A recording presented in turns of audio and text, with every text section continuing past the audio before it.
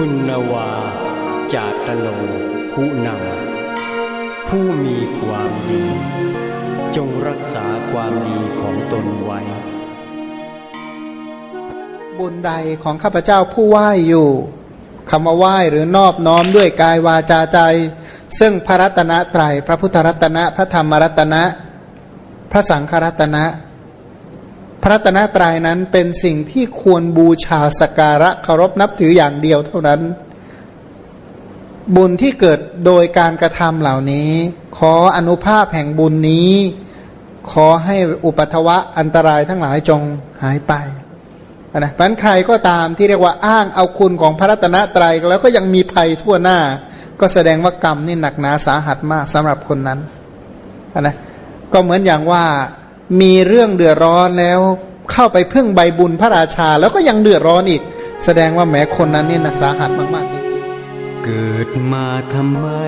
เกิดมาเพื่อชดใช้กรรมเก่ากันเกิดมาทำไมเกิดมาเพื่อสร้างสรรค์กรรมใหม่เกิดมาทำไมเกิดมาเพื่อนมัสสุพระรัตนตรัยสะขอความนอบน้อมของข้าพเจ้าจงมีแด่พระรัตนตรัยอภิวันทนาน้อมพระจอมไตรอันล้ำค่าพระพุทธาผู้โลกจังปิโลงแก้วหน่วยปฐมอภิวาทกราบก้มพระธรรมทรงผ่องใสเลิศวิไลงามงดดังสุรีแยงพื้นผู้เป็นพื้นนาบุญล้นพระสังฆองค์เอกวันธนานกใบขมาก้มกราบการขอถวายความเคารพครูบาอาจารย์พระสงฆ์สามเณรทุกทุกองค์ขอความสุขความเจริญจงบังเกิดมีแก่ญาติธรรมทุกคนทุกท่านที่ได้สละเวลามาร่วมกันบำเพ็ญกุศลในช่วงพักเช้าของวันนี้ลำดับต่อไปพวกเราร่วมกันฟังธรรมจากเล็กน้อยปฏิรูปเปวะเสเทเสอริยมิตากโรสิยาสัมมาปณิทิสัมปันโนปุเพปุญญากโตนาโรทานังทัญญังยโสกิตติสุขันเจตังทิวัตตติ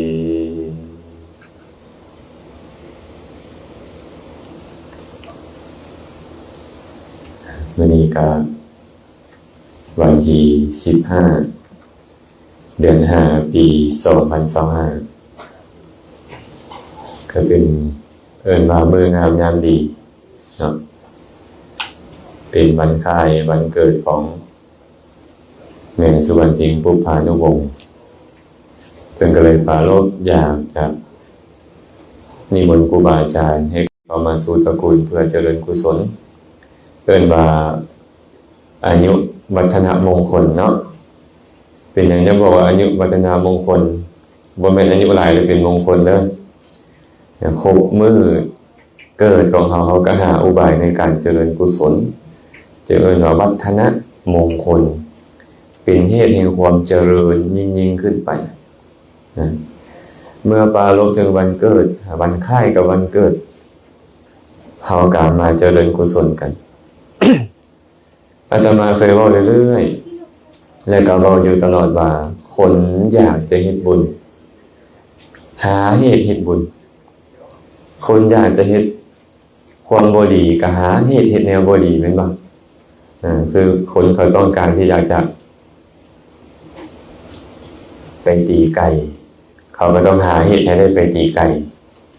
คนต้องการอยากจะเชียร์มวยก็ต้องหาเหตุให้ได้ไปเชียร์มวยแม่นบ่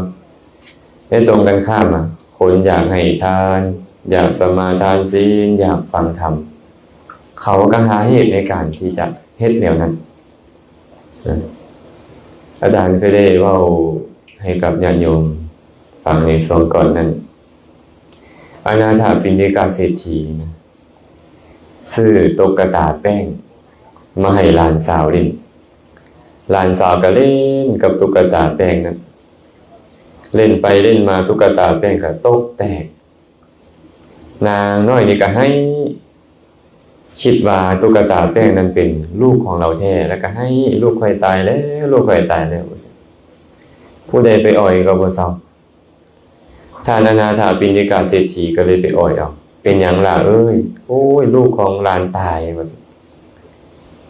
ลูกของหลานตายนะปู่เอ้ยเฮ็ดจังไดนี่น่ะอย่าบ่เป็นอย่างล่ะเดี๋ยวปู่จะพาเฮ็ดบุญแจกข้าวให้เบิ่งดูมานะหาวิธีเฮ็ดบุญแจกข้าวให้ตุ๊กตาแป้งความจริงแล้วตุ๊กตาแป้งนี่มันบ่แม่นสิ่งที่มีชีวิตแม่นบ่ทิ่มแล้วก็แล้วคือเด็กน้อยเล่นตุ๊กตาทิ่มแล้วก็แล้วแต่ว่าอนาถบิณฑิกาเศรษฐีหาอุบายในการเฮ็ดบุญก็เลยไปนิมนต์พระพุทธเจ้าพร้อมด้วยพระสงฆ์มาสู่เรือนมารับทานถวายทานสมาทานศีลฟังธรรมสนทนาธรรมเนาะให้กุศลมันเกิดขึ้นเราก็เลยไปเล่าเรื่องให้พระพุทธเจ้าฟังว่าหลานน้อยแล้วนี่ให้เพราะเหตุตุ๊กตาแป้งนี่มันแตกแต่ข้าน้อยก็เลยอาศัยเหตุนี่แหละนิมนต์ให้พระองค์เข้ามาได้เฮ็ดบุญให้ข้าน้อยก็ได้เฮ็ดบุญคนอ้อมข้างลูกเต้าหลานเลนเพื่อนมิตรสหายข้าทาสบริวารของข้าน้อยได้เฮ็ดบุญนำเพิ่นบอกให้ฟังกันพระสัมมาสัมพุทธเจ้าก็เลยเว้ากับเศรษฐีนั่นว่าเศรษฐีเอ้ยเป็นธรรมดาว่านักปราชญ์บัณฑิตผู้มีปัญญานะเขายอมหาเหตุอย่างใดอย่างหนึ่งแล้วเจริญกุศลยังกินจารัมมะนังกัตตวาบุคคลผู้ที่บ่มีความทีฐานะมมัชชรีบุคคลผู้บ่ทีผู้ยินดีในการให้ยอมอาศัยอารมณ์อย่างใดอย่างหนึ่งคำว่าอารมณ์คือเหตุอาศัยเหตุอย่างใดอย่างหนึ่งในการให้ปันปารภถึงเทวดาผู้สิงสถิตอยู่เฮือนนั่นนำแล้วเฮ็ดบุญอุทิศให้บางครั้งปารภให้หาญาติกาวงศาผู้ล่วงลับดับขันไปแล้วเฮ็ดบุญอุทิศให้บางครั้งปารภหาท้าวจาตุมหาราชทั้งสี่บ่ว่าจะเป็นท้าวทัตตรัตถะวิรูปคะวิรุณหกะเป็นต้นแล้วเฮ็ดบุญอุทิศให้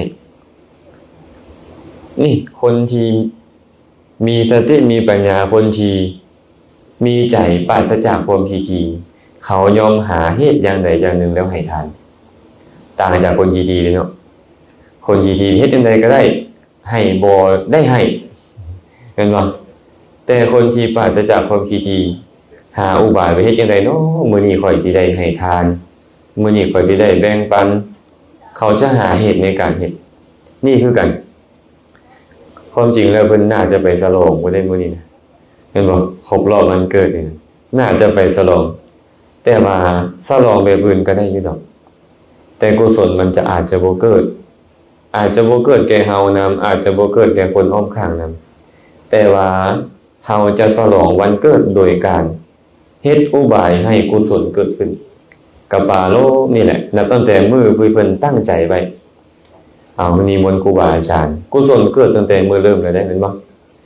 กุศลเกิดขึ้นนับตั้งแต่มื้อเริ่มที่จะให้ทานน่ะคนหวยบ่เนี่ยผู้ใดน้อสิได้บุญนำก้อยผู้ใดที่ได้ไปฟังธรรมไปสมาทานศีลไปใส่บาตรครูบาอาจารย์นำก้อยเนาะก็เริ่มขนขวยอ้าวบอกผู้นี้แน่บอกผู้นั้นแน่สักส่วนในการเฮ็ดกุศลคุณงามความดีตนเองก็กล้าเกี่ยมบ่ว่าจะเป็นสถานที่บ่ว่าจะเป็นข้าวน้ำซ้ำปลาบ่ว่าจะเป็นสิ่ง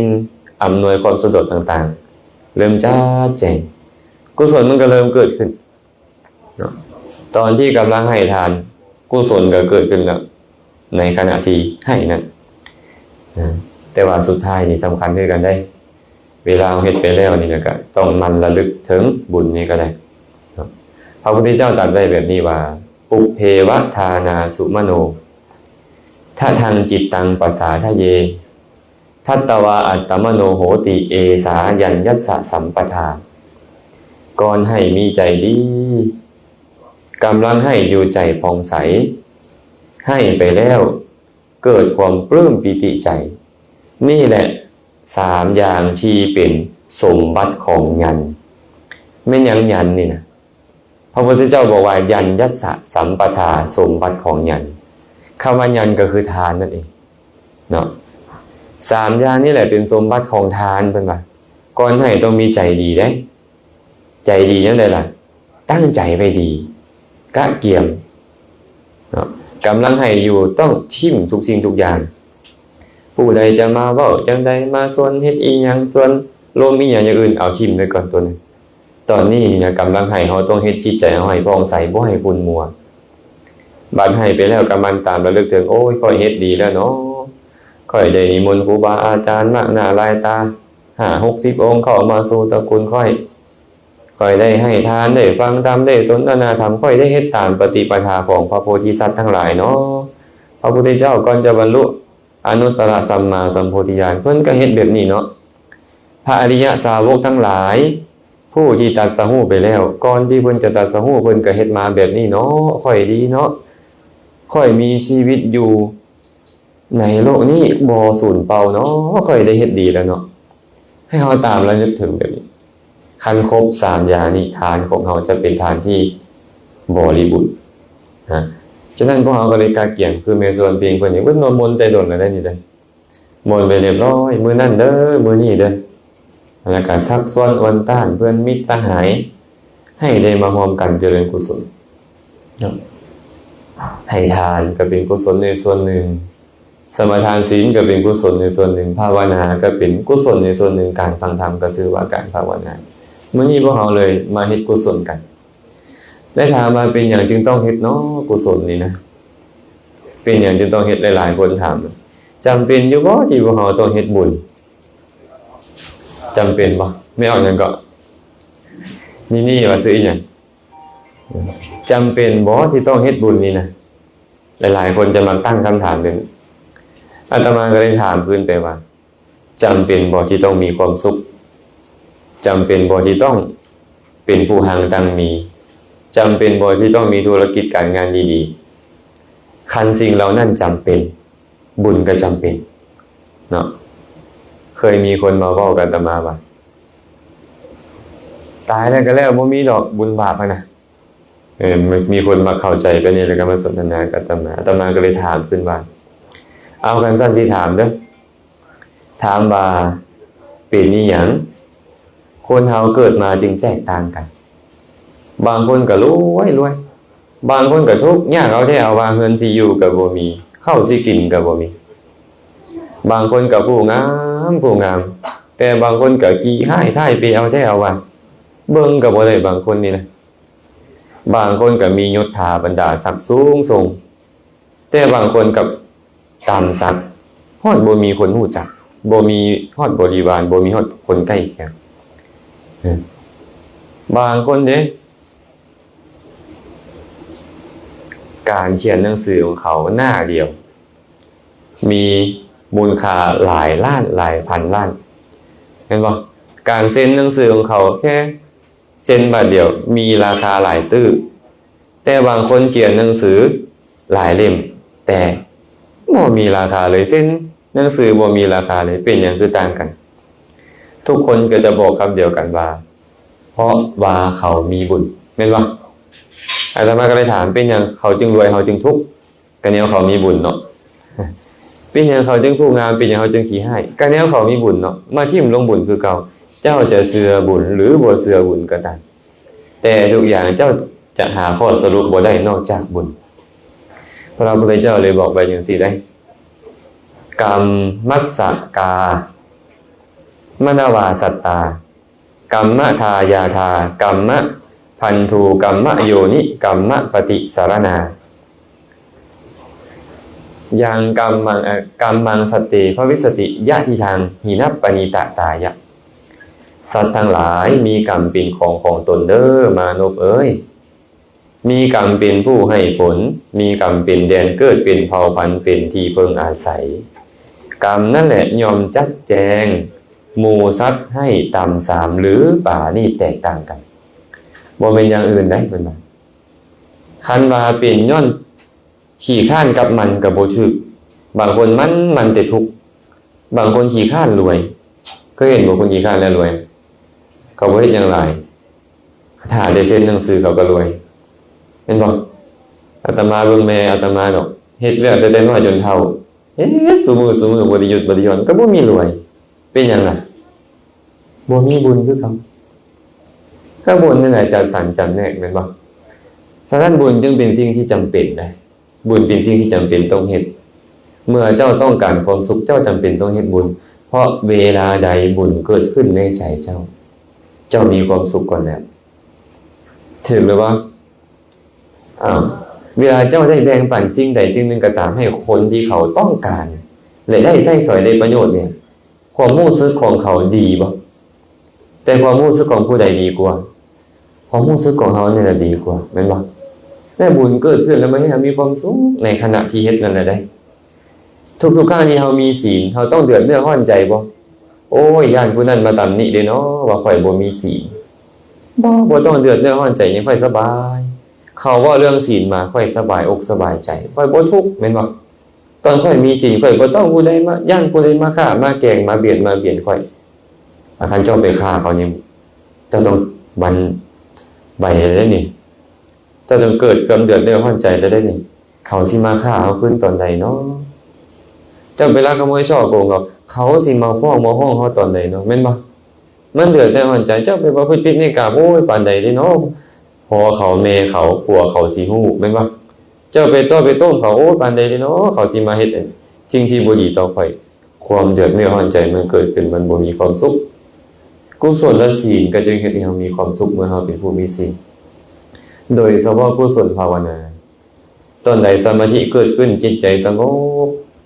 ปรากฏว่าเงิน100ล้านพันล้านก็เทียบบ่ได้แม่นบ่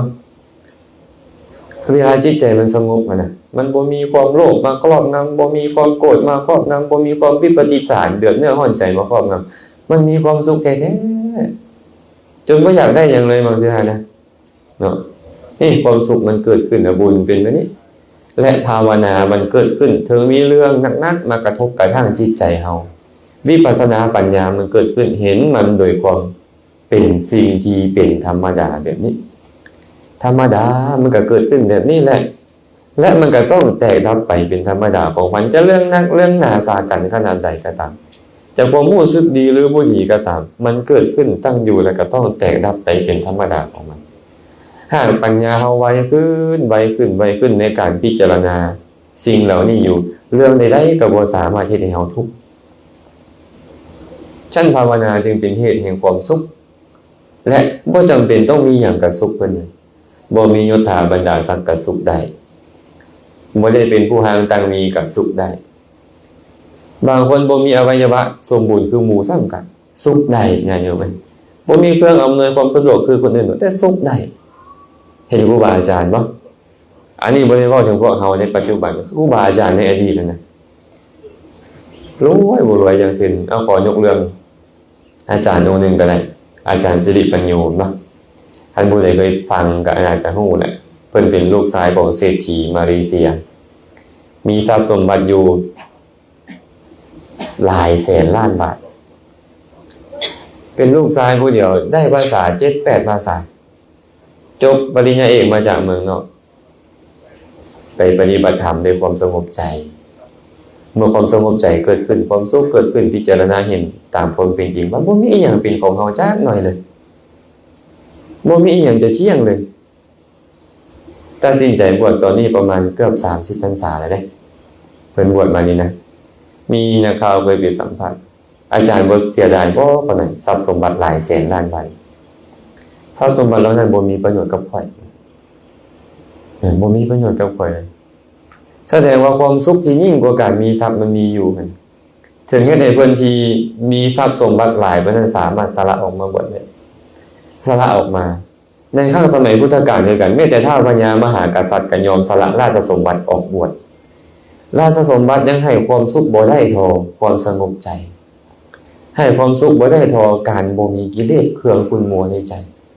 เพิ่นก็เลยสละออกมาแล้วมีผ้า3ผืนผ้านุ่งคือสบงผืนหนึ่งผ้าห่มคลุมคือจีวรผืนหนึ่งผ้าห่มซ่อนคือผ้าห่มตุ้มอีกสั้นหนึ่งเอิ้นว่าผ้าสังฆาติอีกผืนหนึ่งสังฆาติบ่ได้เอามาพาดบางสิเลยอาจารย์เซนเพื่อเอาพาดบาอย่าลืมก็เลยเอาพาดไปตรงนี้แหละไปใส่มันก็บ่ลืมมันก็อยู่บานี่เนาะแต่หากหนาวก็ต้องเอามาห่มซ่อน เอาซ่อนกับผ้าคลุมอีกสั้นหนึ่งเป็น2สั้นแล้วกันบิดเป็นแบบนี้แหละห่มคลุมยามหนาวจะได้บ่ได้ไปใส่ก็ต้องเอามาตุ้มแทนผ้าห่ม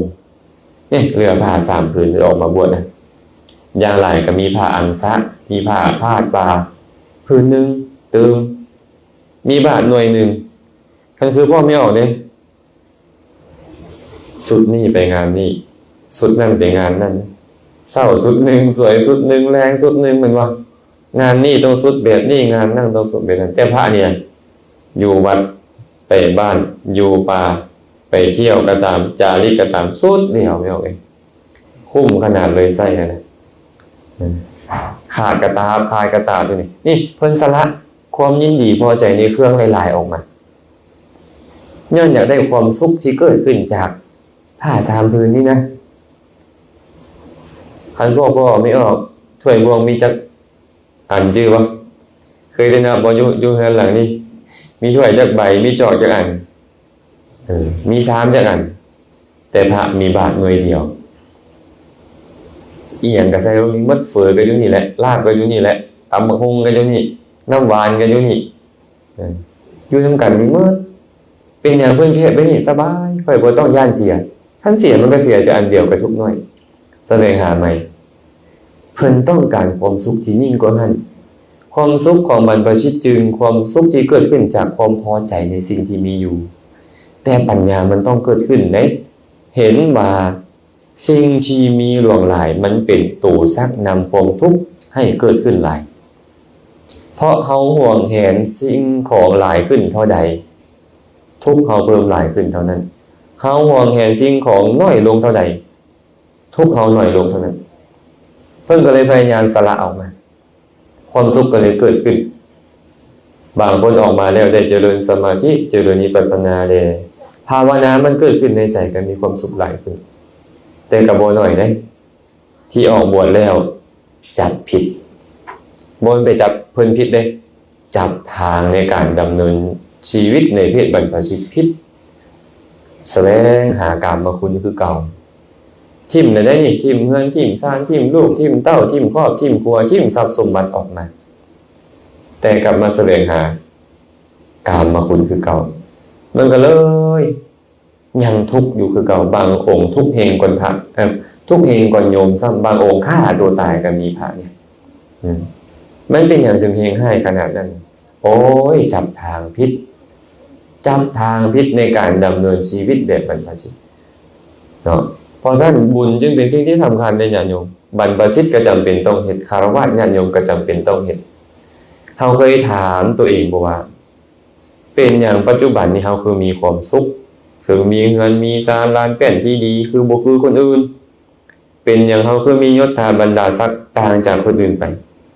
เป็นอย่างเราคือมั่งคั่งร่ำรวยต่างจากคนอื่นลองตั้งสมมุติฐานนี้ขึ้นถามเบิ่งเป็นอย่างคนอื่นคือบ่มีคือเราปัจจัยอาลีตนะมันสำคัญปัจจัยอาลีตที่ส่งผลมามันสำคัญหลายแต่บ่แม่นแต่อาศัยปัจจัยอาลีตได้เงื่อนไขในปัจจุบันก็สำคัญบ่น้อยเนาะแม่นอยู่เจ้าเฮ็ดบุญมาดีในอดีตเจ้าเลยเกิดในตระกูลสูงส่งเกิดในตระกูลผู้มั่งคั่งร่ำรวยแต่ปัจจุบันหากเจ้าบ่ภาคเปลี่ยนพยายามให้เหมาะสมรวยปานใดก็พินาศได้เด้อถ้าก็เลยต้องมาประกอบความเพียรที่เหมาะสมในปัจจุบันนี้พร้อมแต่อดีตมันสำคัญที่สุดได้ญาติโยมเด้อคันอดีตบ่คันอดีตบ่ดีมาเกิดในตระกูลต่ำโอกาสเงื่อนไขในการจะเฮ็ดสิ่งที่ดีๆให้เกิดขึ้นมันยากเนาะแต่ว่ามื้อนี้มันดันจะไปเป็นอดีตของมื้ออื่นเดือนนี้มันจะเป็นอดีตของเดือนหน้าปีนี้มันจะเป็นอดีตของปีหน้าชาตินี้มันจะเป็นอดีตของชาติหน้าการกระทำในปัจจุบันจึงสำคัญบ่น้อยเนาะอาตมาเลยสวดคาถาขึ้นในหัวข้อมื้อนี้ว่าปฏิรูเปวะเสเทเสอริยมิตตกโรสิยาสัมมาปณิทิสัมปันโนปุเพปุญญกโตนโรท่านั้นทันยังยโสกิตติสุขันเจตังที่วัตติพระสัมมาสัมพุทธเจ้าตรัสไว้แบบนี้เข้าใจบ่พวกเขาพุทธพจน์คือภาษาบาลีแบบนี้ แต่ก็ต้องอาศัยการแปลมาเป็นภาษาชินของตนให้ฟังจึงจะเข้าใจ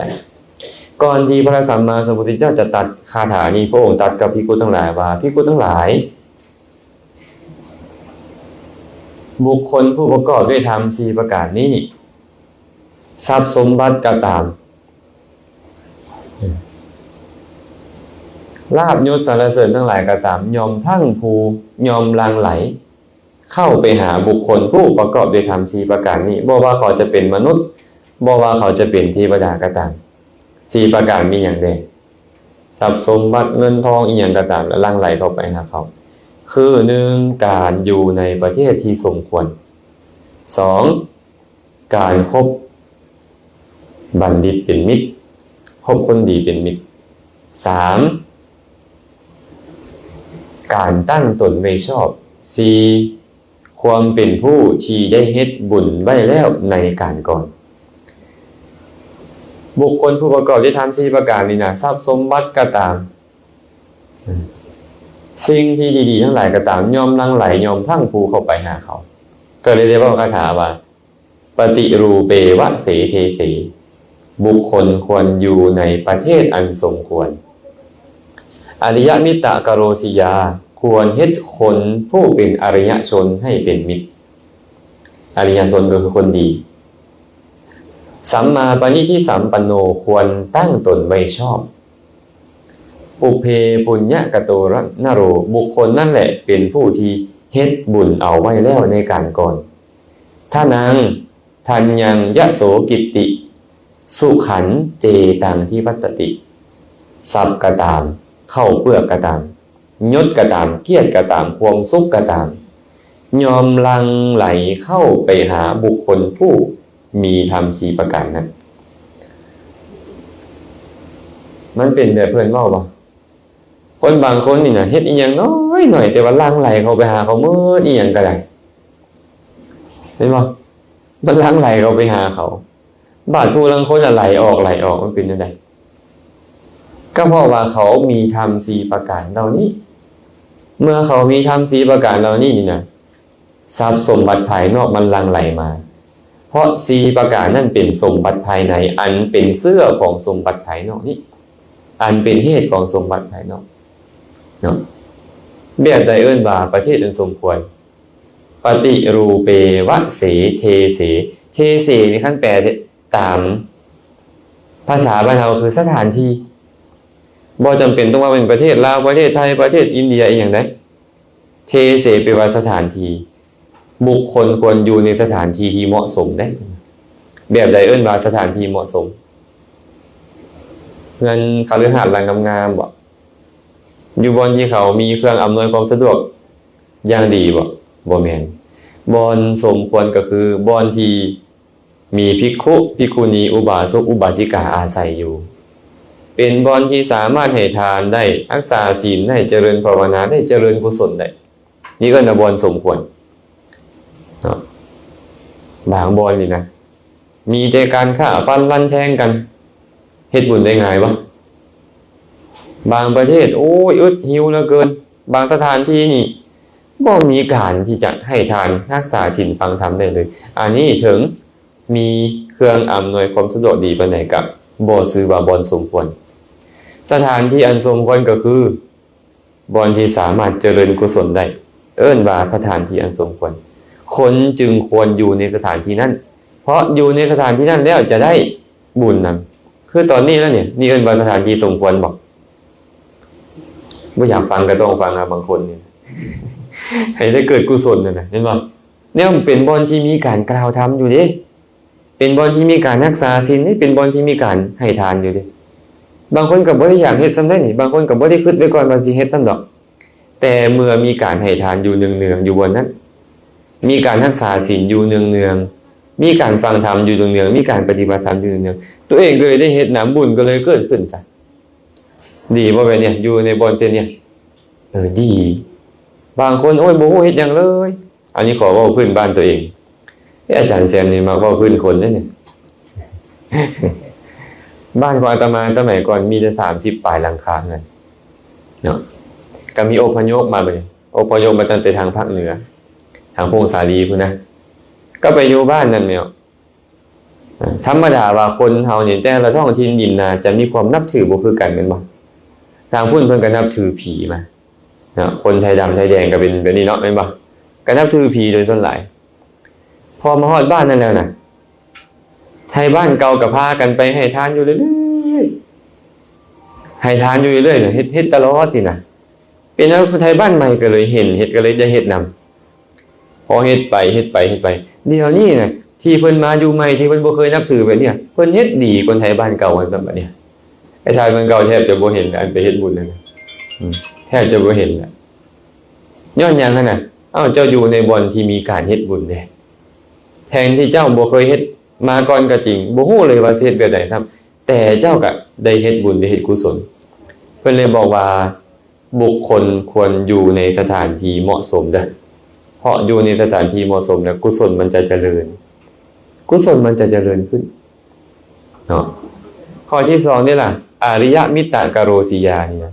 กระทำอริยชนให้เป็นมิตรอริยะแปลว่าผู้ประเสริฐเนาะเอาละถึงจะบ่เป็นพระอริยเจ้าก็ตามถึงจะบ่เป็นโสดาบันสกทาคามีอนาคามีอรหันต์อย่างดอกแต่ว่าเพิ่นเป็นคนดีมีกายกรรมดีวจีกรรมดีมโนกรรมดีนี่แหละเอิ้นว่าอริยชนเขาควรคบบุคคลเช่นนั้นเพราะเหตุใดเพราะเมื่อคบเขาอยู่นี่นะเฮาจะมีกายกรรมดีเหมือนเขาจะมีวจีกรรมดีเหมือนเขาจะมีมโนกรรมดีเหมือนเขาเพราะพระพุทธเจ้าเรียกว่าแบบนี้องค์พระวัตตครัญจะปาราเสนะเหมือนกับอีหยังโยนโรอุปนัยหติเพิ่นว่าปัตตาปิสุรพีวยันติเอวังทีรูปเสวนาเหมือนกับใบไม้นี่นะใบไม้มันบ่ได้มีกลิ่นหอมมาแต่เก่าแต่เดิมเลยได้แต่ว่าใบไม้นั่นนะเอาไปห่อของหอมห่อไม้เกสนาเป็นต้นใบไม้นั่นก็เลยส่งกลิ่นหอมไปตามสันใดก็สันนั่นบุคคลเข้าไปคบไปเสพบัณฑิตแล้วถึงเขาจะบ่แม่นบัณฑิตมาแต่เดิมเขาจะกลายเป็นบัณฑิตไปนำเหมือนกับใบไม้ไปห่อของหอมนั่นใบตองนี่หอมบ่แม่มันบ่ได้ส่งกลิ่นหอมมาแต่เดิมแม่นบ่เอาไปห่อของหอมปุ๊บใบตองหอมไปนำคือพวกเขาคือกันได้บางทีเขาก็บ่คันแม่นคนดีดอกเนาะไม่ออกต่อเนาะดันไปนำคนดีไปนำแต่คนดีเขาเบิ่งแม่ไม่ออกต่อนะดีไปให้ทานน้ำมูตลอดไปรักษาศีลน้ำมูตลอดไปฟังธรรมน้ำมูตลอดบ่ฮู้ดอกตอนเบิ่งเฮือนน่ะให้ผัวอยู่ซุมื้อบ่ฮู้นำเฮาอันนั้นน่ะแต่ขอสรุปก่อนแล้วว่าเป็นคนดีเป็นบ่กินของความดีของหมู่ที่อ้อมอยู่นั่นฟุ้งไปนำแล้วมาเฮ็ดให้เฮาฟุ้งไปเฮาก็เลยเป็นคนดีตามไปนำเห็นบ่บางทีเขาอาจจะบ่แม่นดีมาแต่เดิมได้เห็นเขาเว้าดีค่อยต้องเว้าคือเขาได้เพราะคนดีเขาเว้ากันแบบนี้บางคนเห็นเขาเฮ็ดการงานการทางกายดีเขาต้องเฮ็ดแบบนี้ได้บางคนเห็นเขาคิดดีได้ซึมซับความคิดดีๆของเขานะความคิดดีเขาฮู้ได้จังได๋ฮู้มาจากคำเว้าของเขาบ่เขาว่าค่อยคิดแบบนี้แบบนั้นแบบนี้แบบนั้นเขาก็พยายามคิดดีเหมือนกันกับเขาได้เจริญบ่แบบนี้เจริญคันเมื่อเจ้าคิดดีเจ้าจะเว้าดีเจ้าจะเฮ็ดดีไปนำกุศลมันจะเกิดขึ้นกับเจ้าและกุศลมันส่งผลเป็นหยังก็ส่งผลให้มีความสุขทั้งในปัจจุบันนั้นและอนาคตนั้นเพิ่นเลยบอกว่าอริยมิตตกโรสิยาควรเฮ็ดคนดีให้เป็นมิตรบ่ว่าจะเป็นดีแบบธรรมดาก็ตามหรือบ่ดีแบบพระอริยเจ้าเลยก็ตามควรคบคนดีทั้งหมดเลยเนาะข้อที่3นี่ล่ะอัตตะสัมมาปณิธิหรือว่าสัมมาปณิธิสัมปันโนนี่แปลว่าตั้งตนไว้ชอบตั้งตนไว้ชอบแนวใดล่ะจากทุกข์เฮ็ดให้ตัวเองรวยบ่จากบ่มียศถาบรรดาศักดิ์เฮ็ดให้ตัวเองมียศถาบรรดาศักดิ์บ่จากบ่มีบริวารเฮ็ดให้มีบริวารบ่อันนี้บ่เอิ้นว่าตั้งตนไว้ชอบบ่แม่นตั้งตนไว้ชอบก็คือตนยังบ่มีศรัทธาเฮ็ดตนให้มีศรัทธาตนยังบ่มีศีลเฮ็ดตนเองให้มีศีลตนยังบ่มีจาคะยังตนีที่เหนียวเฮ็ดให้มีจาคะตนเองยังบ่มีสุตตะยังบ่ฮู้ในอันใดเป็น กุศลอันใดเป็นอกุศลอันใดเป็นสิ่งควรเฮ็ดบ่ควรเฮ็ดเฮ็ดให้มีสุตตะตนเองยังบ่มีปัญญาเฮ็ดให้มีปัญญาแบบนี้เป็นต้นเอิ้นว่าตั้งตนไว้ชอบพวกเรามีศรัทธาหรือยังมีศรัทธาหรือยังโยมแม่มีแล้วเนาะศรัทธาแม่นหยังศรัทธาความเลื่อมใสแม่นบ่แต่บ่แม่นความเลื่อมใสทั่วๆไปได้ศรัทธานี่คือความเลื่อมใสในคุณของพระพุทธพระธรรมพระสงฆ์เมื่อเจ้าจะเลื่อมใสในคุณของอย่างใดอย่างหนึ่งได้เจ้าจำเป็นต้องฮู้คุณของสิ่งนั้นก่อนอยู่ซื่อๆค่อยเลื่อมใสเป็นไปบ่ได้จะต้องเห็นคุณของผู้ที่ตัวเองเลื่อมใสอย่างเช่นพระพุทธเจ้าเพิ่นมีคุณแบบใดเป็นพระอรหันต์แบบใดตรัสรู้ชอบได้โดยพระองค์เองแบบใดถึงพร้อมด้วยวิชาเป็นแบบใดจรณะเป็นแบบใดฮู้แจ้งโลกนั้นคือหยังเสด็จไปดีแล้วเสด็จไปแบบใดเห็นบ่เป็นสารถีผู้ฝึกบุรุษแบบใดเป็นครูผู้สั่งสอนเทวดาและมนุษย์ทั้งหลายแบบใดที่เพิ่นเอิ้นว่าพุทธะฮู้ตื่นเบิกบานแบบใดชื่อว่าจำแนกแจกแจงทำสั่งสอนสัตว์ต้องฮู้แบบนี้ความเลื่อมใสมันจึงเกิดขึ้นเอิ้นว่ามีศรัทธาพวกเรามีกันหรือยังนี่คบกันบ่อยู่นี่มีอยู่บ่แม่สอนแต่ศรัทธาของพวกเราเนี่ยเป็นศรัทธาหัวเตาอยู่เดี๋ยวนี้เคยเห็นหัวเตาบ่ยามมันเดออกมาก็เดออกมาในหัวเตาเนี่ยพอยามพดก็โอ้ยเข้ากระดองเลยก็คือจังบ่เหลืออีหยังจักหน่อยนี่เห็นบ่ศรัทธาของพวกเรามันยังบ่มั่นคงเพราะเป็นศรัทธาของปุถุชนเนาะศรัทธาของปุถุชนจึงเป็นศรัทธาที่ยังบ่มั่นคงเถื่อการรักษาศรัทธาไว้จึงสำคัญคันบ่มีศรัทธานี่ล่ะบ่มีศรัทธานี่ถึงจะบอกว่าค่อยนับถือพระพุทธพระธรรมพระสงฆ์พระพุทธเจ้าเอิ้นว่าอุบาสกอุบาสิกาผู้ต่ำสามเคยได้ยินเนาะ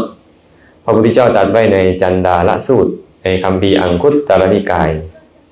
ปัญจกนิบาตพระองค์บอกว่าภิกษุทั้งหลายอุบาสกผู้ประกอบด้วยธรรม5ประการนี้เป็นอุบาสกผู้ซัวซ่าผู้ต่ำสามผู้เศร้าหมอง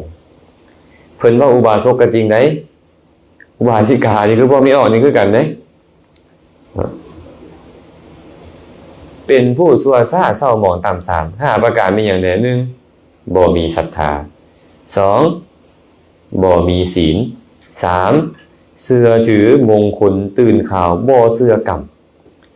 4แสวงหาเขตบุญอันมีในภายนอก5ตามสนับสนุนเขตบุญอันมีในภายนอกหรือศาสนาอันมีในภายนอกนั้นนี่แหละองค์ประกอบ5ประการที่เป็นเหตุให้อุบาสกนั้นเป็นผู้ซัวซ่าเศร้าหมองต่ำสามบ่มีศรัทธาคือบ่เลื่อมใสในพระพุทธพระธรรมพระสงฆ์เลยสังเกตได้ตอนเพิ่นกราบนะกราบแบบฟักลาบเคยเห็นบ่เคยเห็นว่ากราบแบบฟักลาบบ่เลยเอามือเพิ่นว่าเฝ้ากราบเฝ้าไปมันบ่มีความเลื่อมใสความเลื่อมใสบ่เกิดขึ้นเจ้าจะบอกว่าเจ้าสื่อพุทธก็จริงบอกว่าเจ้าเป็นอุบาสกในศาสนานี้ก็จริงแต่ตามสามเพราะบ่ฮู้คุณของพระรัตนตรัยแล้วใจบ่แล่นไปในคุณของเพิ่นเป็นบ่พวกเขาคือที่ยังบ่เป็นดอกเนาะคือสิบ่เป็นแม่นบ่แม่นตอบดีแล้วที่ยังบ่เป็น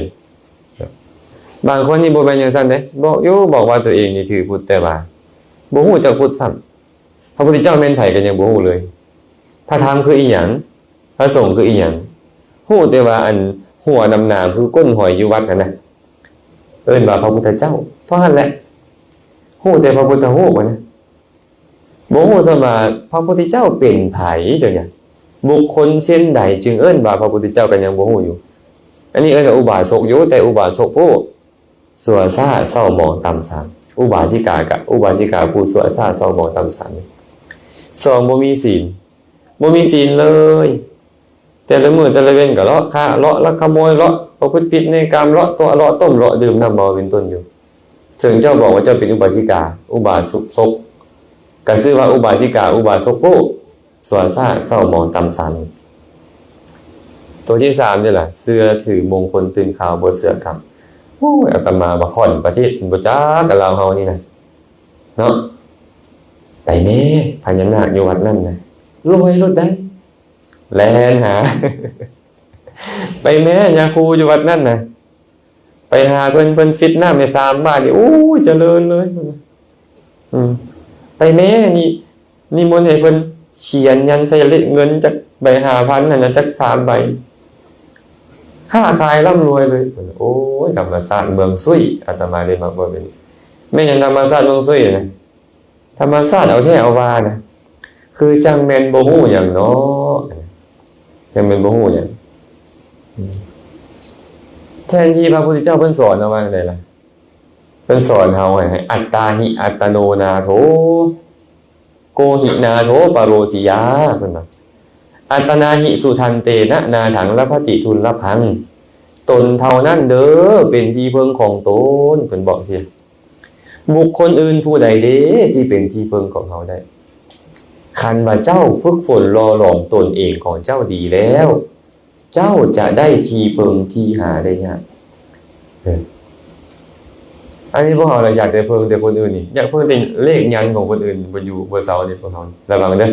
อาจารย์ยันก็อันดังๆอยู่ไทยนะอันเขียนยันแล้วเอายันมาละรวยทุกคนนะประเทศลาวเขายังทุกข์อยู่ก่อนสิว่าไปจ้างให้เพิ่นเขียนในบ่อันยันนั่นน่ะฮะให้มันรวยสมมุติบ้านเมืองซะได้เฮาน่ะแล้วคนไทยยังทุกข์มีบ่ไม่ออกว่าอาตมาก็ญาติมาเกือบครึ่งหมู่จักเขาบอกอีต้นคนลาวเฮงปานนั้นดอกไม่ออกเขาอีต้นคนบ้านเขาอันแหละเดี๋ยวไปซื้อเบิ่งเด้ออันเสื้อสายวงตระกูลของรวยเบิดระบบอันนี้เฮาล่ะเสื้อถือมงคลตื่นข่าวเขาว่าดีละดีเขาว่าดีละดีแบบนี้อยู่นั่นเนาะมันก็เลยเป็นเหตุบ่ตื่นบ่เขาบ่ตื่นเมื่อบ่ตื่นก็บ่ชื่อว่าสาวกของพุทธะแม่นบ่อันซั่นตื่นได้ไม่ออกหมดเด้อตื่นได้แล้วเนาะตื่นได้แล้วแหละอันใดเป็นมงคลตื่นข่าวก็คอยละคอยลดคอยวางไปอันใดที่มันเป็นสิริเป็นมงคลแท้เท่ากับพยายามเฮ็ดมันพระพุทธเจ้าสรรเสริญแบบนี้ได้เนาะคันยังเป็นแบบนี้เอิ้นว่าเป็นอุบาสกอุบาสิกาซั่วซ่าต่ำ3เศร้ามองหลายเจ้านี้นะคันเมื่อเทียบกับหมู่นี่เจ้าก็เหมือนกับดาวในท่ามกลางของพระจันทร์หมู่ที่มีความเลื่อมใสบ่เชื่อถือมงคลตื่นข่าวแล้วหมู่เหมือนกับพระจันทร์แต่เจ้านี่เหมือนกับดวงดาวดวงน้อยๆนะดาวเป็นล้านดวงมันก็บ่สู้แสงพระจันทร์นึงแม่นบ่พอทมเฮาคือกันเฮาซับเป็นเฮาซับเป็นเหมือนกับดวงดาวดวงน้อยๆเพราะเฮาเป็นงมงายในสิ่งที่เป็นมงคลตื่นข่าวเฮาเอิ้นว่าไสยศาสตร์เฮานี่คนถือพุทธศาสตร์เป็นบ่พอทมพุทธศาสตร์แปลว่าศาสตร์นั้นเป็นเหตุให้ตื่นหู้เบิกบานตื่นจากกิเลสหู้ความเป็นจริงเบิกบานเพราะบ่มีกิเลสอันเป็นเครื่องให้เศร้าหมองนั้นในใจอันนี้เอิ้นว่าพุทธศาสตร์คำสอนของบุคคลนี่นะบุคคลผู้ตื่นหู้เบิกบานนี่เอิ้นว่าพุทธศาสตร์ไสยศาสตร์ได้ล่ะไสยะแปลว่านอนหรือว่าหลับศาสตร์คือคำสอนอันเป็นเหตุให้โง่เขลางมงายลับบ่ตื่นจักเทื่อนอนอยู่บ่ได้เฮ็ดอีหยังอันไสยศาสตร์แม่นเฮาล่ะบอกว่าเมืองพุทธได้แต่ความจริงแล้วเป็นเมืองนอนบ่แม่นเมืองตื่นนี่เมืองนอนได้นี่ได้แม่นอยู่ดอกบ้านเกิดเมืองนอนน่ะแต่ว่าจะเป็นนอนแบบนั้นเด้นอนแบบไสยศาสตร์นี่บ่ได้เฮาต้องตื่นฮู้เบิกบานแล้วกุศลเป็นเหตุให้มีความสุขความดีเป็นเหตุให้ทรงผลดียาที่สังวปเตวิชังตาที่สังลภติพลังกัลยาณการีกัลยาณังปาปการีจะปาปกังบุคคลเอาเม็ดพืชแนวใดไปวานลงในนา ผลของมันก็เป็นแนวนั้นเช่นเดียวกันบุคคลผู้เฮ็ดกรรมดียอมทรงผลดีเฮ็ดกรรมชั่วก็ยอมทรงผลชั่วไปตามเอาเข้าไปวานลงในนาสาธุเด้อทูบ16ดอกเพิ่นนะเอิ้นใส่16สั้นผ้า15สั้นดินขอให้เม็ดข้าวนี่จงออกผลเป็นหมากกล้วยได้บ่โอ้ยหมดจาก3ชาติพุ่นแล้วบ่แม่นแต่หมดชาตินี่ดอกเนาะมันก็บ่ได้ดอกย้อนหยังมันบ่เป็นเหตุของมันเด้มันบ่เป็นเหตุของมันเจ้าหวานเม็ดข้าวเจ้าก็ต้องได้เม็ดข้าวเป็นผลเจ้าเอาหมากกล้วยไปปลูกแม่ท่านเจ้าจะสิได้หมากกล้วยเป็นผลแม่นบ่ อันนี้ตัวเองเฮ็ดแต่แนวบ่ดีคิดก็คิดบ่ดีเว้าก็เว้าบ่ดีเฮ็ดก็เฮ็ดบ่ดีแต่อยากได้แต่ความเจริญถูกบ่แบบนี้น่ะบ่ถูกนะโยมบ่ถูกจักเทื่อเฮาก็เลยต้องเปลี่ยนพฤติกรรมคันอยากได้สิ่งที่ดีๆขึ้นเนาะต้องเปลี่ยนพฤติกรรมเฮ็ดดีเว้าดีคิดดีจะส่งผลดีเนาะแบบนี้ไหนอย่าไปเชื่อถือแต่มงคลตื่นข่าวหลายคันเชื่อถือมงคลตื่นข่าวก็เป็นอุบาสกอุบาสิกาสัวซ่าเศร้าหมองต่ำสามที่สี่ได้ล่ะแสวงหาเขตบุญในภายนอกจักไปเฮ็ดบุญในใดก็บ่รู้แหละไปแต่ในนอกศาสนาเอาพาไปเยาก็ไปเยา ขออภัยด้วยกันมาถึงผู้ใดก็อย่าก็ตามความเป็นจริงคือศาสนาพุทธบ่มีเหยาเด้เห็นบ่ก็เว้าให้เข้าใจบางเทื่อพุ่นเขาเอาผ้าเอาผ้าใจจีวรไปลอยขิ้มกลางน้ำมึงก็ไปแม่นอีหยังอันเนี้ยคำสอนในศาสนาบ่เฮ็ดบุญในศาสนาบ่ก็บ่แม่นเป็นบ่แม่นสอนอาตมาว่าแม่นแล้วได้กันยิ้มน้อยยิ้มใหญ่อยู่แบบนี้นี่ที่เข้าคายอยู่นั่นนี่เนาะเห็นบ่ตอนเพิ่นขึ้นเฮือนใหม่น่ะผู้ใดไปกินคายก่อนตาพรามหมออันนี้ก็เอิ้นหมอหยังก็หมอสู้คนหมออีหยังนะหมอพรนี่ก็คือแบบศาสนาพราหมณ์ไปนะอาตมาเคยไปบ่อนหนึ่งบ่ขอเว้าสถานที่เด้อเขาก็นิมนต์อาตมาไปนี่แหละสาธยายแล้วก็บรรยายธรรมพอสิฮอดยามกินมาได้บัดเนี่ยแต่ดึกเด้อแต่เช้าประมาณ 3:00 เสียงเอิกอักอยู่โอ้ยแม่นอีหยังวะพ่อไม่ออกนี่มาตั้งใจฟังเบิ่งแม่นอีหยังมาแล้วเด้อว่าซั่นเงินนี่เงินดีเพิ่นเงินนี่เงินงามเจริญเพิ่นไปเอาอันไห้อันนึงไปซุปสีทองคำก็เอาขี้ดินจี้ไปเลยซุปทองคำแล้วมันก็ใส่ไห้นั้นใส่กระตานั้นอันนึงน่ะไปซุปใส่สีเงินแล้วเอามาใส่กระตาใส่ไห้นั่นก็แบกขึ้นมาแบกมากล้วยมะพร้าวมาเงินนี่เงินดีเงินนี่เงินร่ำเงินรวยเงินนี่เงินเจริญมาแล้วเพิ่นว่าใจยังได้อันของพวกเพิ่นนั่นน่ะโอ้ยคันซ้ำหั่นร่ำรวยคนลาวบ่ทุกข์จักคนดอกแม่นบ่ทุกข์จักคนเนาะบ่มีเลยญาติโยมแบบนี้นะมื้อพวกเฮาก็ดันไปให้ค่ากับศาสนาภายนอกเอาเขามาปลอมปนกับของพวกเฮามันก็เลยเป็นว่าศาสนาไปให้ทานในศาสนาอันมีแต่ภายนอกเด้บางเทื่อเขาเป็นสมณะพราหมณ์เป็นฤาษีดีไผก็ตามไปให้ทานไปสนับสนุนเขาเดี๋ยวนี้เอิ้นว่าแสวงหาเขตบุญอันมีในภายนอกไปตามสนับสนุนให้เขามีกำลังขึ้นคันศาสนาในภายนอกมีกำลังศาสนาของตนกันเป็นจังได๋ก็อ่อนกำลงโดยอัตโนมัติของมันแม่นบ่พ่อแม่ออกไปแสดงว่าพวกเขากำลังสนับสนุนให้เขาเจริญกำลังทำลายของตัวเองให้เสื่อมนะอันนี้ฝากไว้นะนี่แหละข้าประกอบด้วยธรรม5ประการนี่เป็นอุบาสกอุบาสิกาผู้สัวซ่าเศร้าหมองต่ำ3ตรงกันข้ามนี่แหละพระพุทธเจ้าก็บอกว่าภิกษุทั้งหลายอุบาสกผู้มีธรรม5ประการเป็นอุบาสกผู้ที่เป็นอุบาสกแก้วอุบาสกปทุมอุบาสกบุญดาลิกอุบาสกผู้ประเสริฐอุบาสิกาคือกัน5ประการมีอย่างใดมีศรัทธามีศีลเชื่อถือกรรมบ่เชื่อถือมงคลตื่นข่าวเชื่อว่าเฮ็ดกรรมดีส่งผลดีเฮ็ดกรรมชั่วส่งผลชั่วบ่แสวงหาเขตบุญในภายนอกมาหาข่อยก็แบ่งปันแต่ข่อยไปแสวงหาให้ไปให้ทานในภายนอกบ่ข่อยบ่เฮ็ดคันมาขอมาแบ่งมาขอแบ่งขอปันข่อยก็แบ่งปันเห็นนะและบ่ตามสนับสนุนศาสนาอันมีในภายนอกนั้นนี่แหละเอิ้นว่าองค์ประกอบ5ประการของอุบาสกแก้วนี่คือรัตนะอันประเสริฐเลยอุบาสกผู้เป็นปทุมเป็นบุญดาลิกอุบาสกดอกบัวเป็นว่าคืองดงามบ่เศร้าหมองนั่นเองเนาะสำรวจเฮาบ่นี่เฮามีศรัทธาบ่ตอนนี้คันเฮามีศรัทธาอยู่เฮาก็อาจจะเป็นไปได้ฮู้หรือยังคุณของพระรัตนตรัยขันเจ้ายังบ่มีศรัทธาและเจ้าเฮ็ดตัวเองให้มีศรัทธาแสดงว่าเจ้าตั้งตนไว้ชอบศีลของเจ้ายังเศร้าหมองอยู่เมื่อก่อนแต่เจ้าเฮ็ดศีลของเจ้าให้ดีขึ้นนี่เอิ้นว่าเจ้าตั้งตนไว้ชอบเมื่อก่อนเจ้ายังขี้ที่ยังบ่ยินดีในการสละในการให้ปันมาปัจจุบันเจ้ายินดีในการให้ปันนั่นชื่อว่าเจ้าตั้งตนไว้ชอบ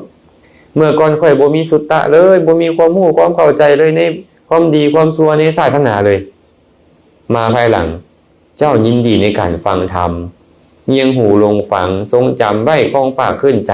แทงตลอดด้วยดีด้วยทิฏฐิเข้าใจในอัตในธรรมที่พระศาสดาแสดงไว้นี่เอิ้นว่าเจ้าตั้งตนไว้ชอบนะ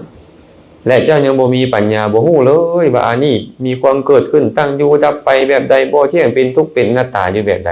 ปัญญาแบบนี้มันบ่ได้เกิดขึ้นเลยภายหลังเจ้าเฮ็ดให้มันเกิดขึ้นได้เรื่อยๆเจ้าชื่อว่าตั้งตนไว้ชอบการตั้งตนไว้ชอบนี่แหละจึงเป็นสิ่งที่เป็นมงคลเนาะเพราะคนมีศรัทธาแล้วบ่มีอีหยังที่คนมีศรัทธาเฮ็ดบ่ได้แม่นบ่คันมีศรัทธาและรักษาศีลสบายให้ทานสบายเจริญภาวนาสบายอย่าว่าแต่ให้ทานภายนอกนะมาขอตาข่อยก็จะให้ตานะมาขอมาหัวใจข่อยก็จะให้นะขอชีวิตข่อยก็จะให้ถามว่าเป็นหยังพระพุทธเจ้าเพิ่นจึงเป็นพระพุทธเจ้าได้เพิ่นมีศรัทธาค่อยมีศรัทธาต่อพระพุทธเจ้าองค์ใดองค์หนึ่งแล้วเนี่ยแล้วค่อยอยากเป็นเหมือนกับเพิ่นน่ะเพิ่นเฮ็ดไปได้เพิ่นต้องสละทุกอย่างเด้ทรัพย์สมบัติอวัยวะชีวิตเลือดเนื้อบุตรภรรยาต้องให้ทุกอย่างได้ค่อยจะเฮ็ดตามนี่ศรัทธามันเกิดขึ้นแล้วให้ได้ทุกอย่างเลยเฮ็ดได้ทุกอย่างแต่ระวังในศรัทธานี้ก็ได้ไอ้เป็นศรัทธาในตัวบุคคลหลายก็บ่ได้ในพวกเฮาก็ได้เนาะอกหักได้ระวังได้อกหักได้พระพุทธเจ้าเว้าโทษจังได๋เพิ่นบอกว่าโทษของการศรัทธาในตัวบุคคลนี่เป็นเหตุให้ตัวเองนี่นะเลิกศรัทธาในศาสนาได้นำบ่ดีดอกสรุปไปหมดเลยบัดเนี่ยเป็นเหตุให้ตัวเองนี่บ่เลื่อมใสศรัทธาต่อพระสงฆ์นำเป็นเหตุให้ตัวเองนี่นะเข้าข้างคนที่ตัวเองศรัทธาแล้วว่าให้ดุด่าตำหนิติเตียนครูบาอาจารย์องค์อื่นนอกจากอาจารย์คนตัวเองนำอันนี้ต้องระวังเด้ออันนี้เด้อเนาะอันศรัทธาในตัวบุคคลนี่นะอาจารย์จึงว่าตลอดในสำหรับอาจารย์เองนี่บ่ต้องมาศรัทธาในตัวอาตมาได้ให้ศรัทธาในพระพุทธพระธรรมพระสงฆ์แต่อาตมายังอยู่น้ำนี่นะยังเฮ็ดอีหยังก็ตามที่ยังพอเฮ็ดได้ให้ใช้อาตมานี่เป็นเหมือนกับสะพานข้ามไปสู่ทิ่นที่เกษมกว่าอาตมานี่เป็นเพียงสะพานให้ได้พ่อไม่ออกกันเหยียบข้ามอาตมาไปใช้อาตมานี่นะข้ามไปสู่บนที่เกษมกว่าอาตมาก็เป็นเพียงผู้นำธรรมะมาบอกกล่าวนะสักส่วนในเหตุกุศลคุณงามความดีหลังจากนั้นแล้วอาตมาก็บ่ได้มีประโยชน์อีหยังอะไรได้เนาะคันหากมาเริ่มใส่ศรัทธาอาตมาโอ้ยอาจารย์แซมแนวนี้แนวนั้นมื้อใดมื้อนึงอาตมาบ่เป็นตามที่พวกไม่ออกอยากให้เป็นขึ้นมาทุกทรมานใจพวกไม่ออกได้และอาจจะเป็นให้พวกไม่ออกเมินหน้าจากศาสนาพวกเนาะอันนั้นพวกเราก็เลยต้องมาตั้งไว้นี่ซึ่งเมื่อว่าค่อยจะศรัทธาต่อพระพุทธพระธรรมพระสงฆ์โดยอาศัยอาจารย์ของค่อยนี่แหละเข้าสู่พระพุทธพระธรรมพระสงฆ์ให้ได้แบบนี้เลยเนาะเฮานี่บ่ได้แม่นความว่าเฮาจะเป็นแบบนี้นํกันอยู่ตลอดแม่นบ่ใจของพวกไม่ออกก็บ่ได้แม่นสิคิดแบบนี้ตลอดเด้ใจของครูบาอาจารย์ก็บ่แม่นว่าสิดีอยู่ตลอดตอนกิเลสมันมีกำลังขึ้นมาเรื่องราวหลายๆเรื่องมันมากุ้มรุมนั่นน่ะมันเป็นเหตุให้จิตใจเสียหายกันได้หมดเลยเนาะอันนี้ฝากไว้เด้อนี่เด้อให้พวกเราตั้งศรัทธาไว้ในพระสงฆ์ตั้งศรัทธาไว้ในศาสนาอย่าเอาตัวบุคคลเป็นที่ตั้งแต่ให้อาศัยบุคคลเพื่อเข้าสู่ศาสนาอย่างแท้จริงเด้อเอาไว้นี่เด้อยานอกหักหันดอกบ่แม่นหยังดอก เนาะอาศัยความเริ่มใส่ว่าเราจึงความเริ่มใส่ในคุณของพระพุทธพระธรรมพระสงฆ์แท้ๆแต่ว่าอันนี้นะเป็นเพียงอย่างนั้นเนี่ยนางโจโก้อยู่เนี่ยสมมุติสงฆ์อาตมาเลยสอนญาติโยมตลอดเลยว่ากราบพระพุทธอย่าไปสะดุดทองคำกราบพระธรรมอย่าไปน้อมนำแต่ใบลานกราบพระสงฆ์อย่าไปลุ่มหลงลูกหลานชาวบ้านกราบพระพุทธอย่าไปสะดุดแต่ทองคำนี่งามแท้พระพุทธองค์เนี่ยโบหู้คุณของพระพุทธเจ้าเลยอย่าไปแค่นั้นเลยดีแล้วพระพุทธองค์งามมันน่ะให้เฮานึกถึงบุญญาธิการที่พระองค์สร้างสมมาพระองค์สร้างสมบุญญาธิการแบบใดจึงมีมหาปุริสลักษณะงดงามเลยป่านนี้ให้เฮานึกถึงคุณของพระองค์ให้ทานมาแบบนี้เจริญศีลบารมีเนคขมมะบารมีวิริยะปัญญาบารมีมาแบบนี้ให้นึกถึงพระองค์ไปนะอย่าไปสะดุดแค่ทองคำนะเห็นพระพุทธผีให้ดิโอ้ยผู้ใดก็เฮ็ดนี่นะคุณถามหาสร้างคุณนะเริ่มอยากตำนี้เลย บ่ได้อันนี้เอิ้นว่ากราบพระพุทธไปสะดุดทองคำนะอย่าเบิ่งที่งามหรือบ่งามเป็นสำคัญให้นึกถึงคุณของเพิ่นเนาะกราบพระธรรมอย่าน้อมนำแต่เวลามีบ่มีอยู่ในเวลาบ่มีในพระไตรปิฎกบ่เจ้าเว้าเนี่ยอย่าไปบอกจะสำคัญได้พระพุทธเจ้าบอกไว้แบบนี้ทำเราใดก็ตามที่พวกเจ้าเข้าไปฟังแล้วมันเฮ็ดให้กิเลสสงบนะมันเฮ็ดให้ใจของพวกเจ้าสงบกิเลสลงได้เนาะเป็นไปเพื่อความเบื่อหน่ายคลายกำหนัดเพื่อความดีก็เพื่อความเป็นผู้มักน้อยสันโดษเลี่ยงง่ายเป็นต้นให้เจ้าทรงจำไว้นั่นเป็นธรรมเป็นวินัยเป็นคำสอนของพระศาสดาเขาจะไปแค่ว่าต้องออกมาจากเล่มนี้เท่านั้นได้จากเวลานี้เวลานั่นจังแม่นได้กราบพระธรรมคืออย่าไปน้อมนำแต่เวลาคุณของพระธรรมเป็นแบบใดให้มาหาใจเจ้าให้ได้เห็นบ่บ่เอาพระไตรปิฎกไปใส่ตู้แล้วกราบอย่างเดียวบ่เป็นเอาใส่ตู้แล้วเอามาอ่านเด้แล้วระลึกถึงคุณของพระธรรมว่าพระธรรมเป็นไปได้สันทิฏฐิโกเป็นไปได้โอปันอากาลิโกเป็นไปได้เอหิปัสสิโกเป็นไปได้โอปนายิโกเป็นไปได้ให้นึกถึงแบบนี้ให้ได้เนาะอย่าไปสะดุดแค่เวลานะกราบพระสงฆ์ก็อย่าไปลุ่มหลงแค่ลูกหลานชาวบ้านโอ้ยขออภัยเอาคำหยาบหน่อยนึงลูกบักอันนั้นลูกอีอันนี้เขาอันนี้อาจจะเป็นคำหยาบแล้วนี่อาตมาว่าจากที่อาตมาประสบมานะเขาว่าให้อาตมานี่นะลูกบักอันนั้นเห็นปะบ้านนั่นเห็นดิเขาไปสะดุดแค่ว่าเขาเคยเป็นคนแบบนี้มาครูบาอาจารย์บางองค์เข้าบวชในศาสนานี่เคยเป็นคนดีมาก็มีเคยเป็นคนบ่ดีมาก็มีในนั้นอยู่แม่นบ่แต่หลังจากที่เพิ่นเข้ามาบวชแล้วโอ้เพิ่นประพฤติปฏิบัติดีขึ้นเพิ่นได้กัลยาณมิตรแล้วก็เพิ่นก็ประพฤติดีขึ้นแต่เขายังสะดุดอยู่ที่ลูกผู้นั้นหลานผู้นี้อยู่นี่นะมันก็เลยให้จิตใจของเขาบ่ได้ยังจิตใจของเขาบ่ยังลงสู่พระรัตนตรัยได้นะคันถ้าพวกเขาจะไปสะดุดเด้อแม้นอยู่ดอกลูกผู้นั้นหลานผู้นี้ก็ตามแต่ว่านี่เพิ่นเป็นลูกของพระพุทธเจ้าเด้เพิ่นเป็นสาวกของพระพุทธเจ้าที่พยายามจะเดินตามพระสัมมาสัมพุทธเจ้าอยู่เฮาควรที่จะเอาคุณของพระสงฆ์เนี่ยสุปฏิปันโนเป็นต้นนะมาแทนลูกผู้นั้นหลานผู้นี้บ่ซั่นจิตใจเขาจะเสียหายเนาะจิตใจเสียหายได้อาตมาเคยไปอันนี้ต้องขออภัยคันบ่เว้าเลยก็อาจจะบ่เป็นเรื่องที่สะกิดใจให้ญาติโยมอาจจะเคยพลาดพลั้งแหละมันจะพลาดพลั้งไปเรื่อยหากบ่ได้เว้านะเคยไปร่วมงานนึงเห็นโยมแม่ผู้นึงเพิ่นก็เอิ้นพระลูกหักเพิ่นนั่นแหละเอิ้นชื่อเลยบ่ได้เอิ้นว่าอาจารย์บ่ได้เอิ้นว่าครูบาหยังเลยมานี่แม่คือบ่เฮ็ดแบบนี้คือบ่เฮ็ดแบบนั้นเพิ่นให้เอานะโอ้อาตมาตกใจโอ้เพิ่นไปสะดุดอยู่ลูกหลานชาวบ้านนี่เป็นพระลูกหักที่ตัวเองอุปถัมภ์อุปถากนะเมื่อตัวเองอุปถัมภ์อุปถากแล้วเริ่มที่จะอยากดีลืมเคยกันเองเนาะมันก็เลยลืมไปว่าเพิ่นเป็นพระเฮาเป็นโยมเอิ้นชื่อเลยให้ต่อหน้าครูบาอาจารย์หลายองค์เลยอาตมาบอกโอ้บ่คักบ่นี่อันนี้ต้องระวังนิดนึงนะต้องระวังนิดนึงผู้ใดบ่เคยพลาดเลยบางคนอาจจะเคยเป็นมาบ่ว่าแต่เพิ่นบ่ว่าแต่เฮาเป็นบ่แต่ว่าหลังจากที่เฮาได้ฟังศีลฟังธรรมแล้วนี่เฮาต้องได้เริ่มแก้ไขปรับปรุงในส่วนที่มันขาดตกบกพร่องไปหั่นบ่ซั่นนี่โทษจะมีแต่เฮาเด้เคยมีในอดีตการเนี่ยโยมมีนางคนหนึ่งเราชื่อว่านางขุดชุตรานางขุดชุตราเราเป็นคนหลังค่อมเพิ่นก็เลยเอิ้นชื่อว่านางขุดชุตรา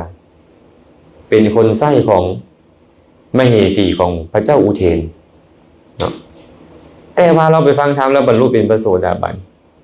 และก็เป็นผู้ทรงพระไตรปิฎกพร้อมนางคนเนี้ย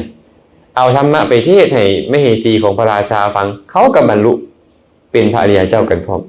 โยมได้นี่นะโยมคันท่านพวกโยมนี่สำคัญแต่บ่เป็นบ่สำคัญเด้อาตมาบางยังบ่มีกรอบในการเว้าเหมือนกับครูบาอาจารย์ท่านครูบาอาจารย์บางอย่างเว้าบ่ได้ญาติโยมสามารถชี้แจงแนะนำหลายๆอย่างได้นะญาติโยมสามารถเฮ็ดงานศาสนาได้เพราะนางพุทธตารานี่นะแต่ว่าเราเป็นคนใส่เขาพระพุทธเจ้าก็เลยบอกว่าอดีตการของนางนี่นะนางเคยใส่นางภิกขุณีเคยไปใส่นางภิกขุณีนางผู้นี้ดันมีคุณธรรมสูงนั้นเป็นพระอรหันต์ซ้ำบัดเนี่ยตัวเองเคยเป็นหมู่กันหมู่แล้วไปบวชแล้วบรรลุธรรมหมู่แล้วมาเยี่ยมมายามคุ้นเคยเนาะเฮ็ดกำลังหวีผมแต่งหน้าทาเล็บอยู่น่ะหวีตกเก็บให้ได้มั้ยกันเองเกินไปนะ นางภิกขุณีก็เลยคิดว่าคันเฮาบ่เก็บบ่ซอยเลยก็โอ้ยเราสิเครียดสิโกรธเฮาเลยสิตกนรกย้อนเนี่ยคันเฮาจับให้ก็ยาแล้วเราอาจจะไปเป็นคนไส้คนอื่นเกิดมาชาติใดก็เป็นคนไส้เขาก็ยาก็ยังใครก็จับบีขึ้นมามอบให้เราก็บ่สนแล้วก็แล้วไปนะเนาะแต่ว่าเรายังเคยเอากำไรเขนเอาพวกนี้เอาพวกเครื่องประดับนี่ถวายเป็นพุทธบูชาธรรมบูชาสังฆบูชาอยู่ก็เลยเป็นปัจจัยให้เรานี่ได้มาบรรลุเป็นพระอริยเจ้าแต่ว่าเป็นคนไส้หมู่มา500ชาติติดต่อกันเลย500ชาติเป็นคนไส้อย่างเดียวไม่หรอกมาชาติสุดท้ายจะมาบรรลุธรรมเลยนะกันยันมาเป็นคนไส้หมู่คือเก่านั่นแหละโยมเมย์จมพอทั้งหลายที่ไปวัดไปวานี่นะอย่าไปไส้พระเถอะบางบ่อนอยู่ตามมาหุงให้แม่กินเด้อเฮ็ดเพื่อมาให้แม่เด้อจังซี่อาตมาย่านนำอันนั้นนะอันนี้เตือนได้บ่แม่นว่าไปเพ่งโทษอีหยังเลยคืออยากให้เข้าใจนำกันว่าเอาแล้วผ่านมากับยามันครับมันแล้วเวลากับยามันเฮาต้องตั้งความเคารพไว้นี่ที่แท้จริงแล้วเฮาควรเฮ็ดไปถวายเพิ่นเนาะแม่นบ่คนยกคนย่อให้เพิ่นแม่นบ่คันเฮาไปให้เพิ่นไปเป็นคนเฮ็ดให้เฮาเพิ่นดันศีลหลายกว่าเฮานะอันนี้เป็นสิ่งที่มีโทษเนาะก็ขอเว้าสู่ฟังนำกันให้ทำความเข้าใจนำกันอาจารย์เด้อกาพระสงฆ์อย่าไปลุ่มลงในลูกหลานชาวบ้านให้ตั้งเจตนาตั้งคิดไว้ว่าเพิ่นเป็นผู้ปฏิบัติดีปฏิบัติชอบพระอริยเจ้าทั้งหลายประพฤติดีปฏิบัติชอบแต่เพิ่นนี่เป็นตัวแทนของพระอริยเจ้านั้นให้นึกถึงคุณของพระอริยเจ้าให้ได้คันฮู้คุณแบบนี้จะค่อยว่ามีศรัทธาเนาะตั้งตนไว้ชอบได้เนาะข้อสุดท้ายนี่ล่ะปุเพปุญญกโตนโรบุคคลได้เฮ็ดบุญไว้แล้วในการก่อนเป็นสิริมงคลย้อนหยังจึงเว้าจังซั่นคันเจ้าได้เฮ็ดได้บุญในการก่อนเจ้าจะมาอยู่ในประเทศที่สมควรเห็นบ่คันได้เฮ็ดบุญไว้ในการก่อนเนี่ยเจ้าได้เฮ็ดบุญไว้ในการก่อนเจ้าจะมาพบกัลยาณมิตรเมื่อได้พบกัลยาณมิตรแล้วเจ้าจะตั้งตนไว้ชอบได้ไอ้ข้อเฮ็ดบุญไว้ในการก่อนจึงสำคัญคันเฮาบ่ได้เฮ็ดบุญไว้ในการก่อนเฮาบ่ได้มาพบพ่อพุทธศาสนาแบบนี้ได้เฮาต้องมีบุญมาแม่พวกพ่อพุทธศาสนาเนี่ยเฮาก็อาจจะบ่ได้เข้าใกล้พระรัตนตรัยถึงขนาดนี้ซ้ำหากเฮาบ่มีบุญในการก่อนก็แสดงว่าเฮามีบุญไว้ในการก่อนแม่นบ่แล้วสิแก้ไขมันจังได๋ล่ะบ่เนี่ยมันตามไปแก้ไขอดีตบ่ได้แล้วนะเมื่อได้จำเป็นต้องเฮ็ดปัจจุบันเท่านั้นให้ดีที่สุดเมื่อเฮาตามไปแก้ไขอดีตบ่ได้ต้องเฮ็ดปัจจุบันให้ดีที่สุดเพราะปัจจุบันมันจะกลายเป็นอดีตของอนาคตแม่นหรือบ่แม่นมื้อนี้มันจะกลายเป็นอดีตของมื้ออื่นนะ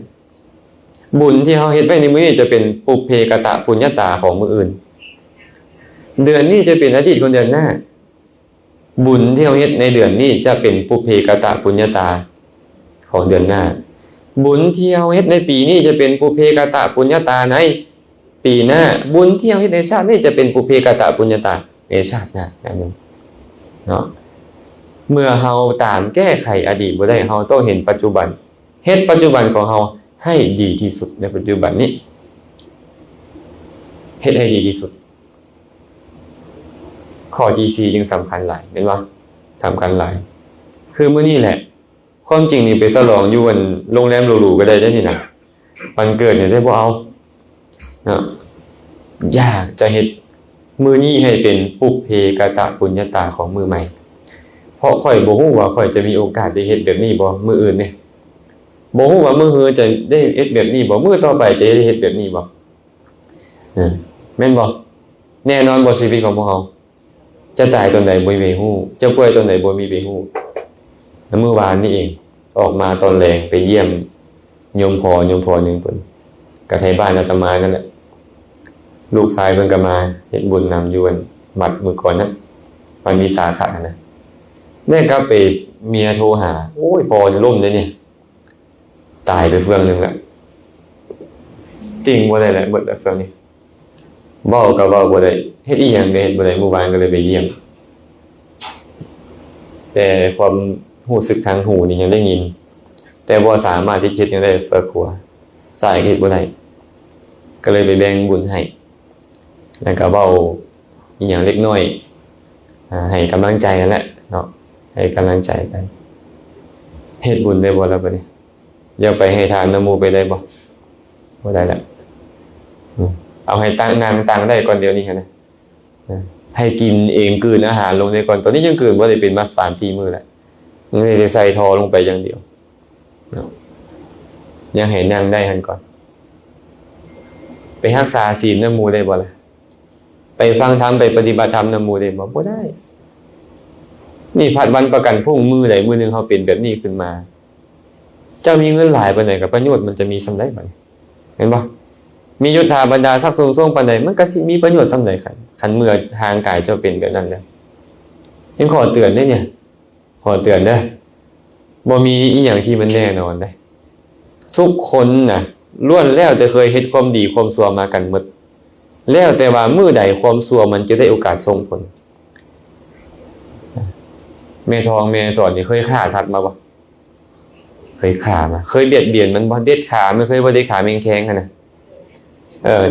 เด็ดขาตะกะแตนเคยบ่เฮาเคยเฮ็ดมาหมดแล้วน่ะแล้วมื้อใดมันจะมาเด็ดเฮาคืนนี่น่ะอกุศลมันจะส่งผลให้มันเฮ็ดเฮาคืนนี่น่ะมื้อใดมันมาเด็ดขาเจ้าจะย่างบ่ได้เด้เห็นบ่เฮาล้นแล้วแต่เฮ็ดมาแล้วในชาติเดียวนี่ก็ยังพอแฮงแล้วเนี่ยแล้วอดีตชาติที่ผ่านมานี่คันมื้อนี้เจ้ายังประมาทโอ๊ยเอาเงินก่อนเถอะมื้อเนี่ยเอาเวียกเอางานก่อนดีอยู่เด้แต่คันเฮ็ดได้นี่คันมันบ่เหลือบาโกแฮงญาติเวลาเฮ็ดความดีนำแดเอาไปบ่เฮ็ดเวียกก็คิดดีได้ก็คิดดีแม่นบ่อยู่บ่เฮ็ดงานเว้าดีได้ก็เว้าดีเพราะความดีมันบ่จำเป็นต้องไปวัดนะเดี๋ยวนี้เป็นบ่พอทมมื้อคืนนี้มีคนถามอาตมาอาจารย์พ่อแม่ก็น้อยเสียแล้วก็น้อยเฮ็ดบุญเฮ็ดสังฆทานอยู่วัดอันอยู่เฮือนนิมนต์พระไปเฮือนเฮ็ดบุญหาถามว่าอุทิศให้พ่อแม่ได้บ่หรือต้องเฮ็ดอยู่วัดให้ทานอยู่เฮือนเป็นสังฆทานบ่หรือว่าต้องให้อยู่วัดจึงเป็นสังฆทานก็เลยบอกเขาว่าแบบนี้บุญบ่ได้อยู่บ้านบุญบ่ได้อยู่วัดบุญบ่ได้อยู่ป่าบุญบ่ได้อยู่ทาบุญมันอยู่ใจนี่สังฆทานบ่ได้อยู่ที่พระสังฆทานบ่ได้อยู่ที่เครื่องสังฆทานมันอยู่ที่ใจนี่เห็นบ่ฉะนั้นคันใจเจ้าน้อมหาทรงอยู่นี่น่ะเจ้าจะเฮ็ดอยู่บ่ใดเวลาใดมันก็เป็นสังฆทานเจ้าจะเว้าออกมาหรือบ่เว้าออกมามันก็เป็นสังฆทานเห็นบ่บุญมันอยู่ที่ใจของพวกเฮานี่เองเฮาก็เลยอยู่บ่ใดเฮาก็เฮ็ดบุญได้ทั้งหมดอุทิศส่วนกุศลเด้อุทิศส่วนกุศลอยู่บ่ใดก็อุทิศได้ทั้งหมดแต่ว่าเขาจะได้รับบ่มันอยู่ที่เขาหากเขาอยู่ในฐานะเหมาะสม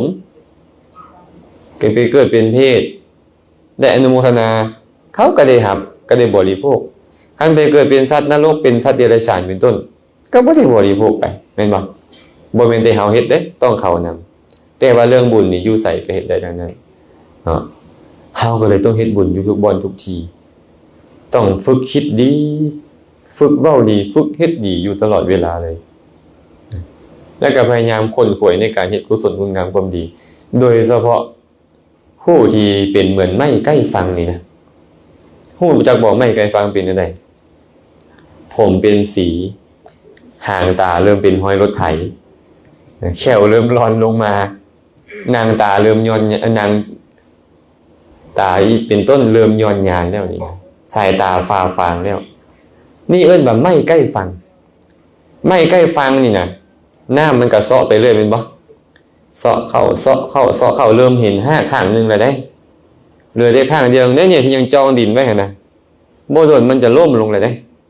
เมื่อมันล่มลงแล้วมันก็จะไหลไปในน้ำมันจะบ่มีประโยชน์เลยได้ตอนที่เจ้ายังเป็นเหมือนไม้ที่มันตั้งอยู่นี่น่ะให้นกหนูได้เฮ็ดห่วงหางเป็นที่พึ่งพาอาศัยของนกหนูหั่นให้คนได้มาส้นหมเห็นบ่อาตมาพวกแม่ๆทั้งหลายนี่เป็นเหมือนไม้ใกล้ฝั่งนะได้เฮ็ดโฮมของตัวเองให้มีประโยชน์ที่สุดแม้มันสิล่มลงน้ำได้นี่นะให้คนได้มาส้นโฮมหลายที่สุดเลยคำว่าส้นโฮมก็คือให้คนอื่นได้อาศัยตัวเองนี่นะเฮ็ดคุณงามความดีให้เขาได้เบาใจได้สบายใจได้เจริญกุศลได้ให้เฮ็ดจังซั่นเนาะบ่โดนต้นไม้ต้นนี้ก็ต้องง่อยลงและมันจะหมดประโยชน์ต้องเฝ้าอันใดที่พอจะเป็นประโยชน์เฮ็ดรถ แต่ว่าอุบายในการเฮ็ดที่มันจะเกิดขึ้นได้มันต้องมีการฟังแลเนาะและฟังเรื่อยๆพร้อมได้คันเฮาบ่ฟังทำเรื่อยๆนี่นะใจมันจะเสื่อมจากกุศลได้พระพุทธเจ้าเลยตรัสไว้ในคัมภีร์อังคุตตรนิกายสัตตกนิบาตพระองค์บอกว่าทำ7ประการเนี่ยเป็นเหตุให้อุบาสกนี่เสื่อมจื่อนะ7ประการมีอย่างใด1ละเลยการเยี่ยมเยียนภิกขุบ่มันเข้าไปหาพระสงฆ์องค์พระเจ้า2ละเลยการฟังธรรมบ่มังเงียงหูลงฟังธรรม3บ่พยายามศึกษาในอธิศีลสิกขาบ่พยายามเจริญศีลให้เป็นบาดฐานแก่สมาธิยิ่งขึ้นไป4บ่ตั้งความเลื่อมใสอย่างแห่งกล้าไว้ในพระเถระมัชฌิมนวกะคือบ่ตั้งความเลื่อมใสไว้ในพระสงฆ์5ตั้งจิตคิดตำหนิติเตียนฟังธรรมไปฟังธรรมตั้งแต่แง่เอาไว้เบิ่งดูผู้เว้าสิเว้ามาแบบใดผู้เว้าเนี่ยโอ้ยแนวนี้ผู้เว้ามันเป็นแนวนั้นเรื่องราวเอามาเว้าแนวนี้แนวนั้นอันนี้เราตำหนิติเตียนฟังธรรม6แสวงหาเขตบุญในภายนอก7สนับสนุนเขตบุญอันมีในภายนอกนั่นก่อนแบบนี้เห็นบ่ละเลยการฟังธรรมเนี่ยจิตใจของเฮานี่นะมันจะเปิดช่องให้กับกิเลสทั้งหลายความโลภความโกรธความหลงมันจะครอบงำและเป็นเหตุให้พวกเฮานี่เจริญกุศลยากขึ้นไปอาศัยการฟังธรรมจึงเป็นสิ่งที่สำคัญหลายและสำคัญที่สุดพร้อมได้เพราะบ่มีการฟังจ้างกับบ่มานั่งอยู่นี่ดอกเนาะคันบ่ได้ยินได้ฟังมาก่อนว่าการให้ทานรักษาศีลฟังธรรมเป็นบุญเฮาก็บ่มานั่งอยู่นี่ดอกค่อยก็ไปพุ่นก็บ่ค่อยม่วนผู้คนได้เต้นมือก็แม่นบ่แต่ค่อยมาวินิจฉัยว่าค่อยเคยฟังมาก่อน